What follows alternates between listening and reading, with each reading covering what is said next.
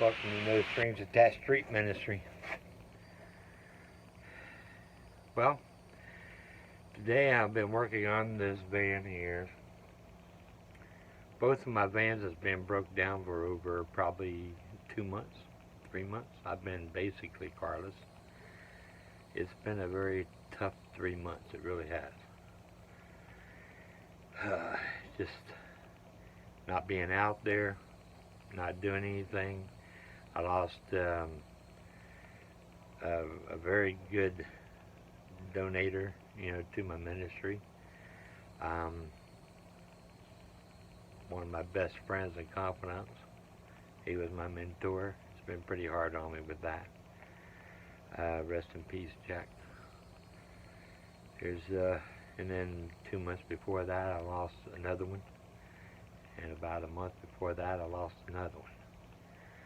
And these three men were the men that stood behind me through thick and thin and helped me along with my ministry and just kept me in line and kept me kept my toes to the ground. Encouraged me, consoled me. I'm the type of person that I bleed from my heart for somebody else. I've been through pure hell and back in my life. I've been through a lot of things. I've been through a lot of trouble. Maybe people say, well, that's why I do what I do, is because I've actually felt the pain. So that's why I have so much compassion for someone else in that same situation. Yeah, it's probably true because I really have. I've been through a lot in my life. My life should be a great movie or a book. That's how crazy it's been. But sulking, how it is. My health and everything else has been falling apart. You all heard the stories. Look back, I'm sure you can follow me, pretty much along the journey. But not too long ago, my health just sort of took a dive. Had real high blood pressure, almost uncontrollable.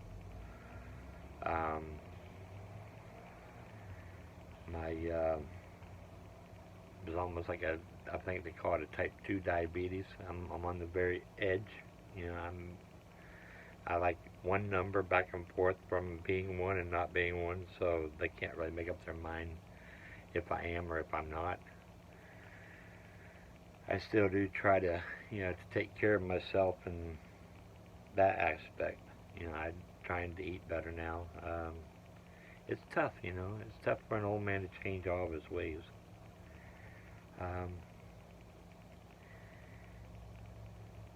I've had 3 heart attacks. Have a lot of problems. I have leukemia. Well, it's a kind of leukemia. It's non-cancerous. I think they call it leukemia, as far as I've been understood. How Dr. Jardine, they really don't want to tell you exactly what you got. You just sort of humble about it, or they come up with this real long word thing that you don't even understand or can't even pronounce or even spell.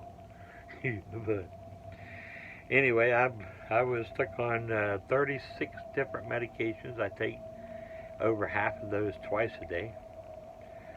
So it's quite a big regimen.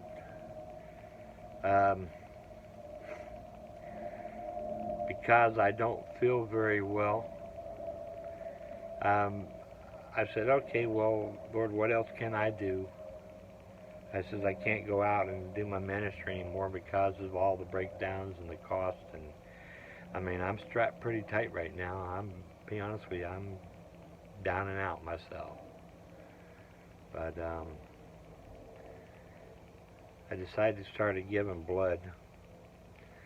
With my blood doctor, they said that I need to. My problem is I make too much blood, and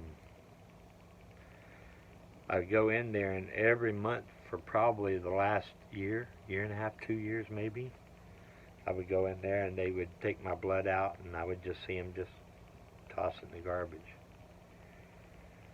I was always a blood donor my whole life, pretty much, because I'm an O positive blood type. So it's pretty. I guess it's a very valuable blood type, for being a donor for everybody. My wife, she's a O negative, so she's even more than I am, more sought after.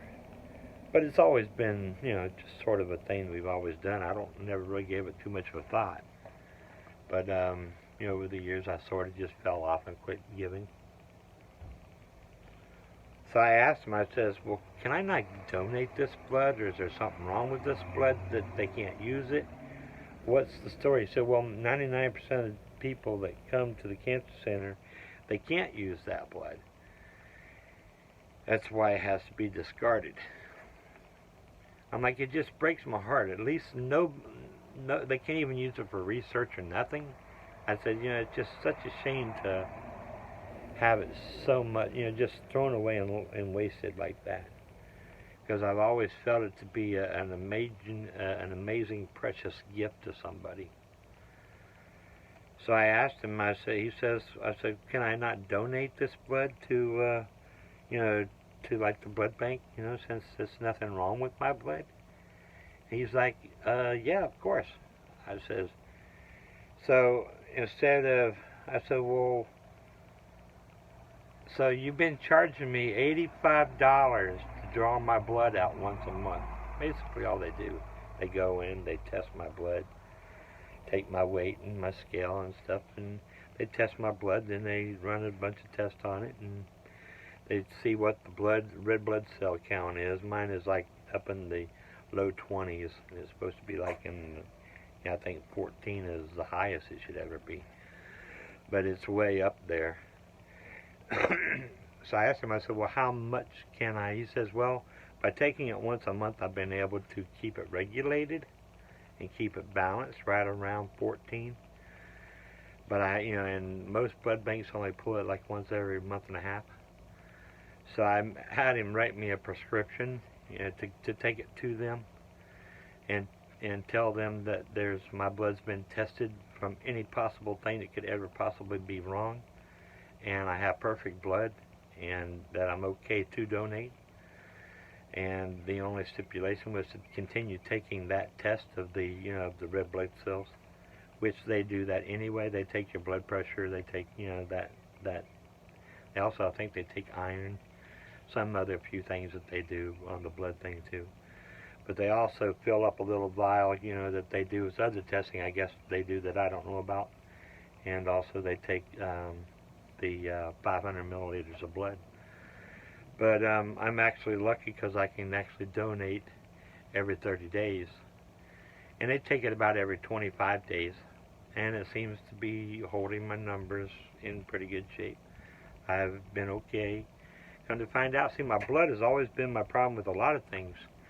That's also what caused me to have my high blood pressure. And then that in turn, mixed with my bad blood of clotting agent. I mean, my blood is so thick it clots instantly. I can cut myself where I need stitches, and I can put my thumb on it like that right there for just a few, like a few seconds, not even a half a minute, and it's completely clotted.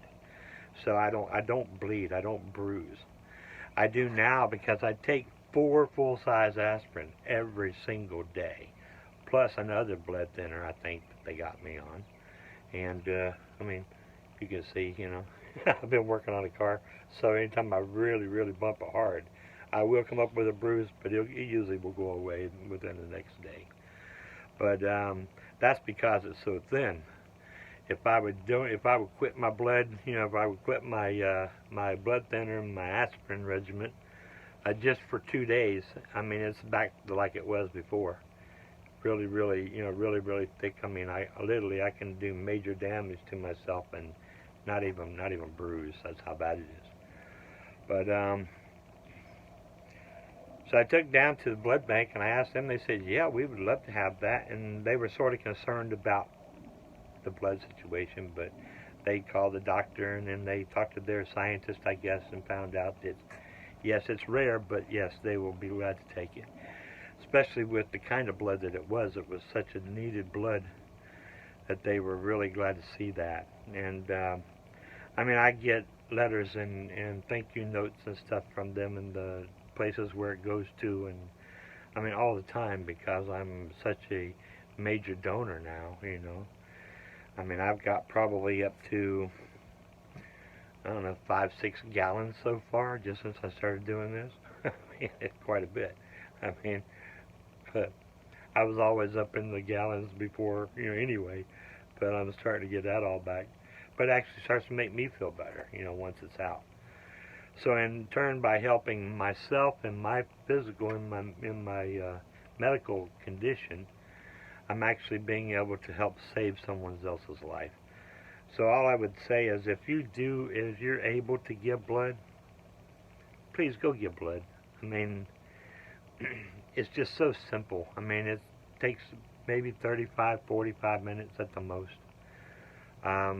Once every 3 months I stop the blood, I miss one, and then I do platelets, what they call platelets. And that apparently helps a lot of other people out, especially the people that bleed a lot.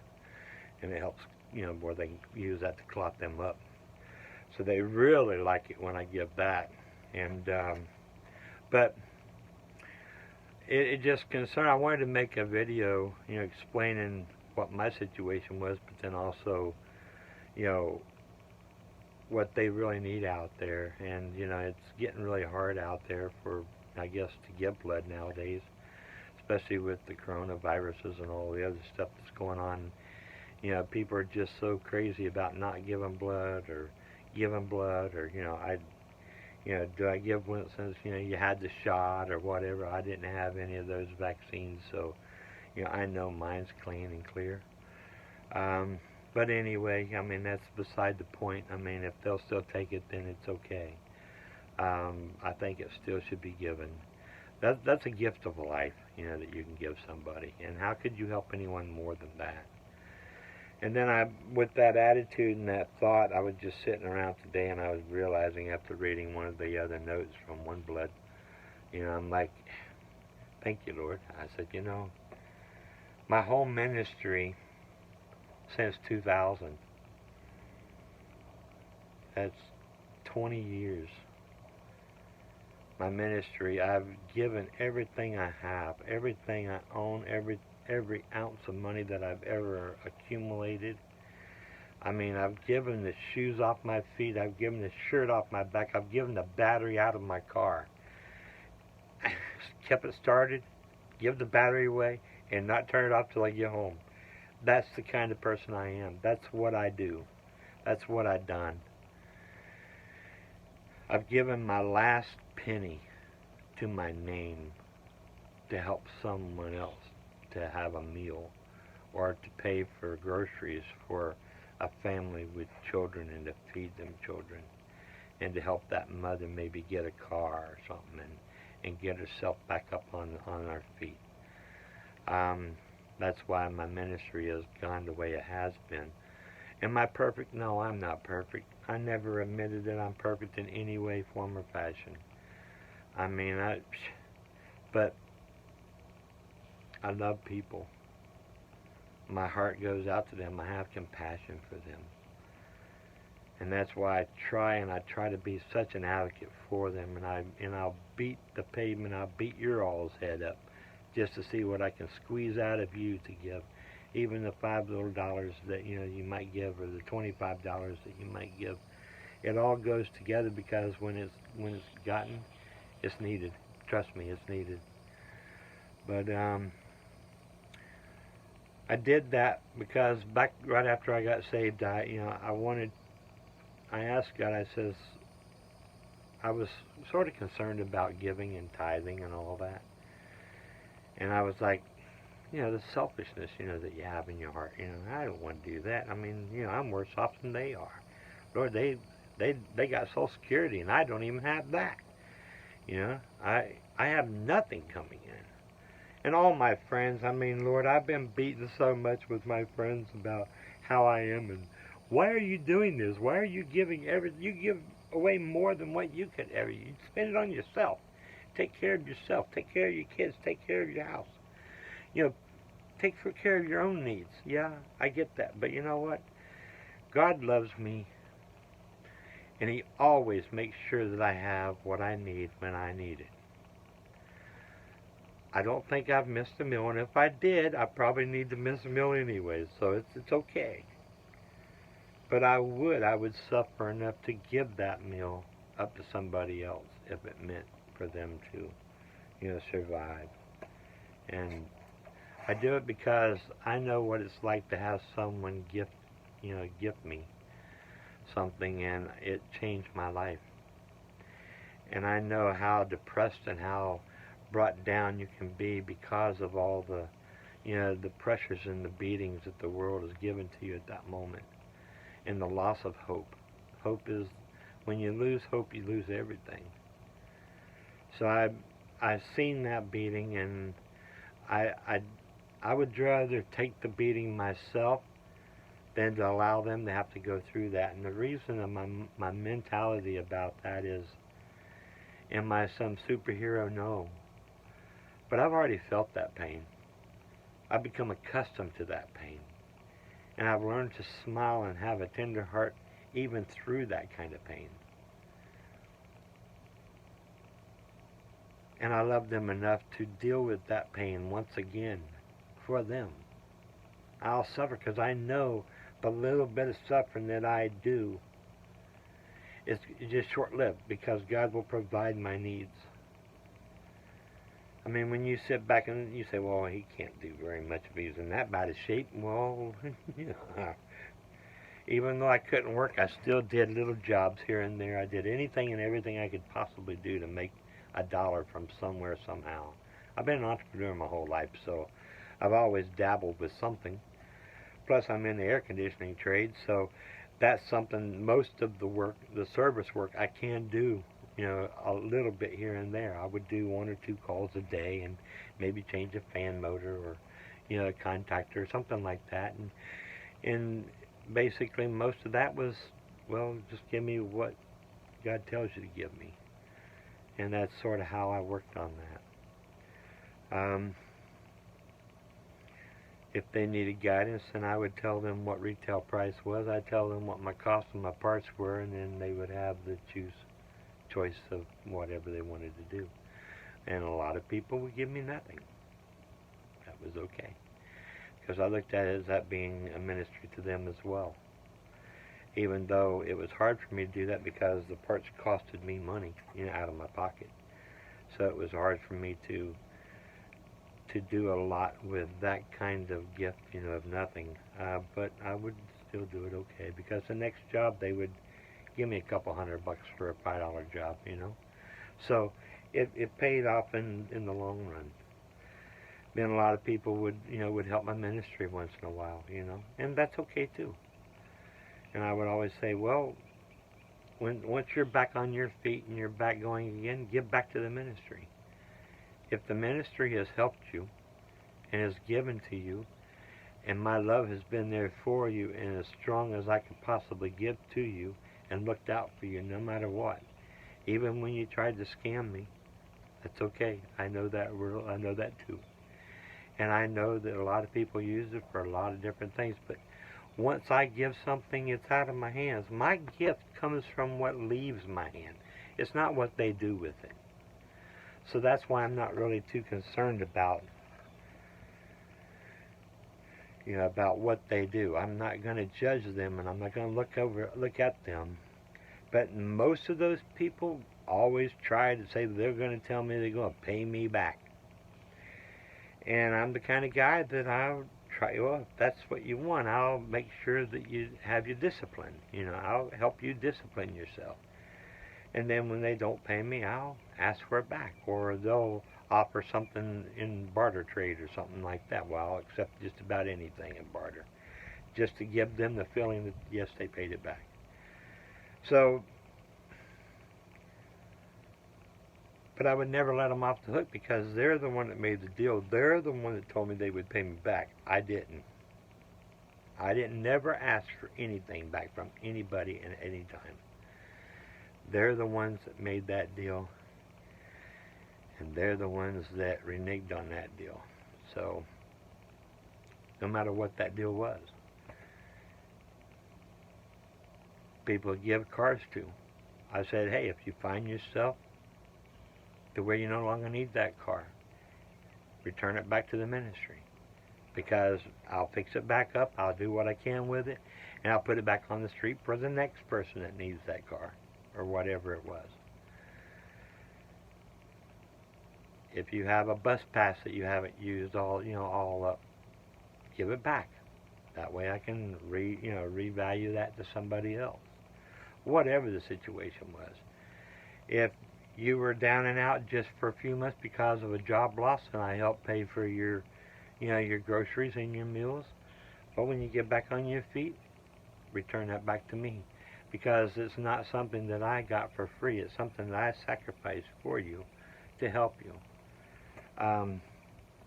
But that's how the ministry has been successful and grown as much as it has, and has been as strong as it has. You look back at my little black book, you'd be surprised how many people this ministry has blessed and helped out. Oh my gosh, uncountless.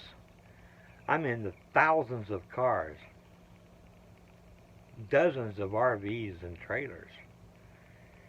Lord knows how many months of mortgages and rents and down payments and security deposits and things that I've had to do to come up with. That's why I always said it's easier for me to help them before they get kicked out than it is for me to pick them up at the end. And that a lot of people, a lot of ministries, a lot of charities won't do anything until they're out in the street and out and about. Well, by that time it's already done with. And they don't do as much as I do. But it's easier for me to take what little that I have and maybe keep them going and help them get a job or whatever, retrain them. You don't know how many times I've actually trained people with job qualities so they could go out and actually get a job. Help them find that job.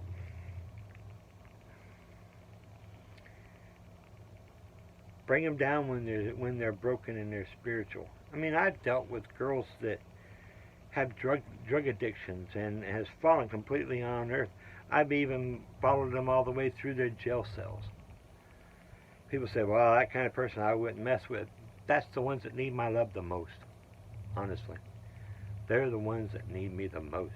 Because in that time of their life, there's nobody out there that loves them at all, ever. So it's my job to look at them and to love them and to hold them and to tell them that I love them. And help pull their life back together when they can. Support them when they finally get out and they have to go into a rehabilitation. Taking them down and having them Baker acted, to hopefully get them off the street and get them dried up. You don't know how many times I've done it over and over and over for many of them. But I still love them, and I'll still do anything for each and every one of them. Because when you're my friend for life, no matter what. Even after I've been betrayed by them, and they've talked bad against me, or they've felt they had to say something, in negative because of what they're feeling guilty for themselves. Love them anyway. That's what God tells me to do. Love them anyway. Because I'm not perfect. And I'm like, Lord, I don't even have anything to give anybody anymore. I mean, Lord, my health's been ripped all apart. I mean, I even went blind. I got sick. I needed what they call a steroid. Well, through the effects of the steroid, I got what they call fast onset cataracts. They completely kicked over and it burnt my eyes out. I mean, I could not see anything. I had no vision in this eye. I couldn't even hardly see figures in front of me. She would hold fingers up in front of me and I could barely even make them out a foot in front of me. All I saw was shadows. The other eye, it was marked down and on scale. It was at 2200 or something, she said. basically blind. I had to use my bifocals, and I was about an inch away just to be able to read my computer on my cell phone. So it was pretty bad. You can imagine how that really took a toll on me mentally. Lord, I was like, why, Lord? As much as I've done, why are you allowing me to be beaten so hard? I'm not perfect, but I'm not that bad of a person. But, you know, when you're down and out, always someone's got to kick you in the teeth, you know. But the thing is what I'm saying is, you know, I was struggling so hard. I said, Lord, do I have anything left? I don't have anything left to give. I can't even get going again. I mean, my vans are both been broken down. I haven't even been able to get them fixed and get them running again. It's taking every single little penny that I have. And I mean, I've been even fighting with that. I mean, but finally, my son-in-law bought me my compressor for this one. And I fought and had to save another 2 months just to get the serpentine belt, which is another 30, I think it was $49 or something like that. Fought and got to points even when I was out trying to fix it. I mean, you know, my body was so broken down and so tired and so worn out. I couldn't even do the mechanic work hardly any on it anymore. Had to call even my mechanic to come over, and he actually helped me, you know, to get the compressor and the belt on. I mean, even though I was mostly done with it, and, you know, but he helped me on his busy schedule. And he still took his time to come over and love on me and love the ministry and love me specifically to help me get the van hopefully back together. So then, with it being sitting so long, finally got it all back together today. Went to go start it up, and yes, you know, listen to it purr and maybe put some Freon in it that I have. And so I said, well, we'll get the air conditioning charged back up, and who knows, I might be back on the road, right? Woohoo! Take it down, put air in the tires or something, you know. Went to go turn on and click. And then it wouldn't even buzz. And I'm like, crap, the battery's dead. So I went over and tried the other one, even though it's not running. And I'm thinking that it's the fuel pump, and it's probably going to cost me about $600 to get a fuel pump put in it. But that one's still a hopeless case. I can't even get the big van back up and running yet. It's probably going to be a long while before I can get that one going. I went to go start, you know, just to see if the battery was dead in that one. I was going to swap batteries out. Nope, that one wouldn't even click. It was so dead. So I'm like, okay. Looked around, going to get the wife to jump it off, you know, with her car. Would you believe I could not find a set of jumper cables to save my soul? Come to find out, remember, I gave my jumper cables to someone else because they was in need. And they couldn't afford a battery, but they had someone to jump them off at their home and also at work. So I gave them my jumper cables, and of course my cables never returned. So when I needed them, I didn't even have them. But that's the kind of guy I am. That's what I do. You know, I'm a solution maker. When someone needs something, I step out of my plate and I do anything I can, anything possible that I can do to make their solution come true. That's what I do. That's why I do that. But anyway, I don't know if most people call it a sickness or a disease. Well, I'm already diseased and been sick my whole life, so maybe that just sort of runs right along with all the rest of it. But the thing is I know that I'm doing God's work out there, and I know that I'm doing everything I can to, you know, to honor Him when I do those. Am I perfect? No, I'm not. I'm not perfect at all. Have I done things to where I'm ashamed of? Sure, who hasn't? You know? Have I not been able to kick habits and things that I have? Sure, who hasn't? Like I said, don't never judge me as being a perfect saint, because I am nowhere near that. But that's why God loves me anyway. And that's why God will love you, even if you would just try. So I ask and I beg for you, if you see someone in need, please, please reach out. Because I can't be out there. If you want to help me along the way, I'll leave you my links down there to where you can, send me some help. Or if you feel like you want to partner with me and join with me, hey, that's all I need, because I have to replace three very good guys that spent lots of money in this ministry to keep us going. They were my backup, man. I needed something that I couldn't get and I couldn't afford. All I had to do was make a phone call, and I had, no matter what I asked for, I had it. And had a gentleman over in Australia. I've never even met him. Never even met him. But anytime I needed something, he was always there for me. He sort of fell off about a year and a half, 2 years ago maybe. He just had kids and he has other obligations, I'm sure. So, I can never be hard or angry for someone that has to fall off at times. I understand it. I get it. I understand that.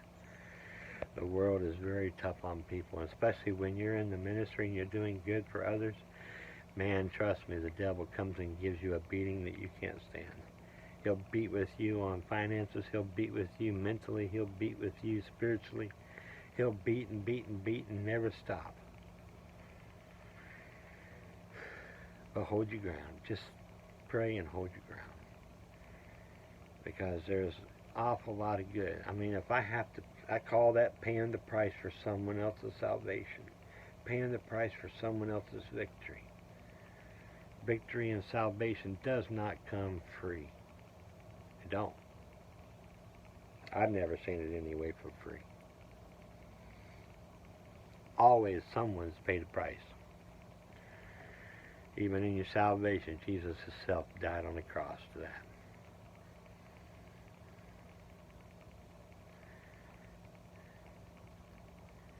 So like I said,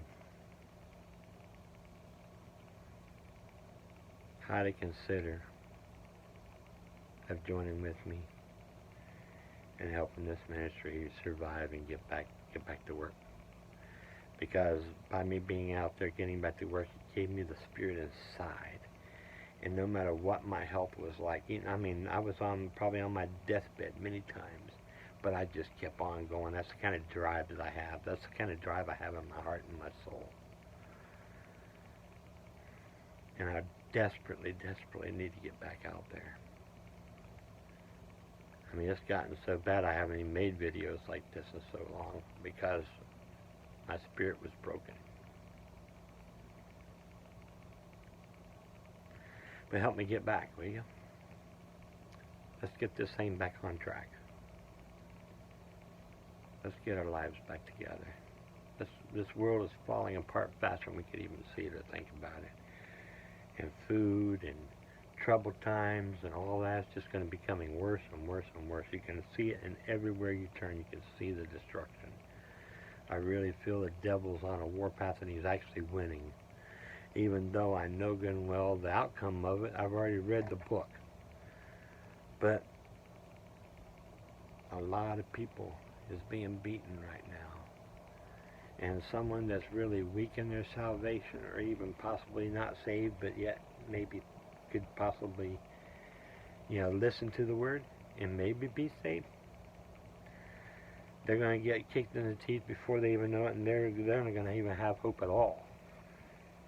There are going to be so many of them taken out because of drug overdose. And oh my God, how many drug overdoses have I been through?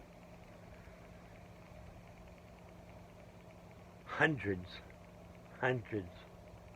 that I've seen and I've been through. And those are the ones I know personally.